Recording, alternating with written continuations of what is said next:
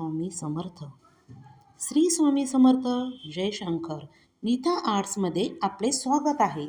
आज आपल्याला रांगोळीच्या माध्यमातून श्री महाकालचे दर्शन देण्याचा मी प्रयत्न करत आहे. रांगोळी आवडल्यास लाईक आणि सबस्क्राईब करा.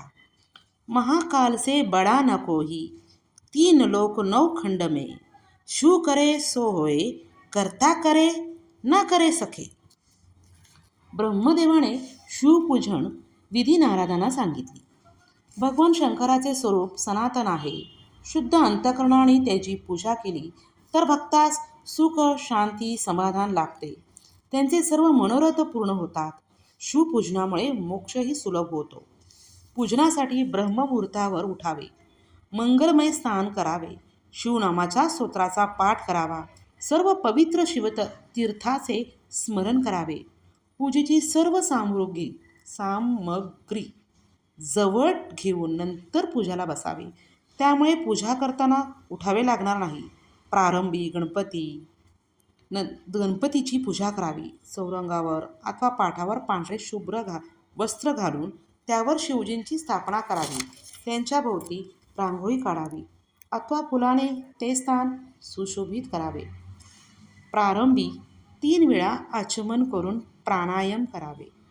त्यानंतर भगवान शंकराचे ध्यान करावे. शिवजींना 5 मुखे आहेत, 10 हात आहे. त्यांची अंगकांती स्फटिका समान उज्ज्वल आहे. त्यांचे सर्वांग आभूषणांनी शोभून दिसत आहे. त्यांनी व्याघ्र चर्म परिधान केले आहे.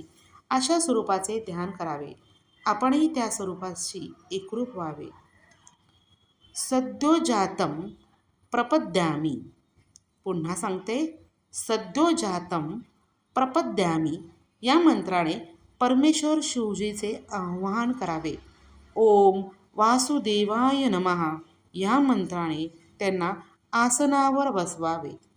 ओम तत्पुरुषाय विद्महे या रुद्र गायत्री मंत्राने त्यांचे सान्निध्य प्राप्त होते. मंत्र पुन्हा बोलते, ओम तत्पुरुषाय विद्महे. मग ईशान्यः सर्व विद्यानमम या मंत्राने आराध्य देवाचे पूजन करावे. पाद्ये व अचमनीय अर्पण करून अर्घ्य द्यावे. देवाला चंदन मिश्रित जलाने स्नान घालावे. त्यानंतर शुद्ध जलाने स्नान घालावे. नंतर पंचामृताचा अभिषेक करावा. स्नान घालताना व अभिषेक करताना ओम मोठ्याने उच्चार करावा. अक्षदा व्हावेत, गंध लावावा. दर्भ, आघाडा, कापूर, चमेली, गुलाब, चाफा, श्वेतकण्हेरी, मोगरा इत्यादी विविध फुलांची आरास करावी किंवा ही फुले वाहावी. आपणास जी फुलं मिळतील ती फुले शिवाला व्हावी. कलशामधील पाण्याची शिवलिंगावर सतत धार धरावी. त्यामुळे पवनयंत्र, रुद्रसूक्तातील मंत्र किंवा नीलसूक्तातील मंत्र हे जर माहीत नसल्यास पंचाक्षर मंत्र म्हणावे. ओम नमः शिवाय. त्यानंतर पुष्प, धूप, दीप, नैवेद्य, तांबूल आदी उपचार अर्पण करून यथाविधी पूजा करावी. त्यानंतर आरती करावी. आरती म्हणजे देवाला अर्थभावनेने मारलेली हाक असते होय. देवाला मनोभावे हात जोडावे. त्यांची प्रार्थना करून फुले वाहावीत. स्वस्ती वाचन करावे. कल्याणकारी प्रार्थना म्हणाव्यात.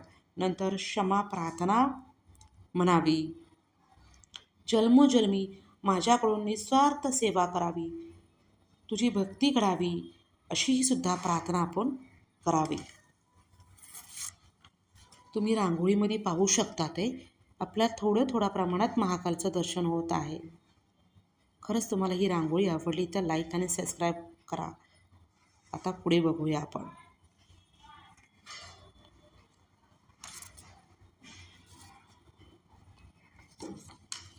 एवढी रांगोळी झाल्यानंतर मला वाटलं पुरेशी आहे, पण काहीतरी कमतरता जाणवत होती. त्या कारणामुळे तर मी असं ठरवलं की आपण शिवावर अभिषेक जसं बेलाचा करतो बेलाच्या पानांचा तसा करत राहावा, जेणेकरून छान वाटेल. बघा, आपणास आवडल्यास सांगा मला, तसं कळवा सुद्धा.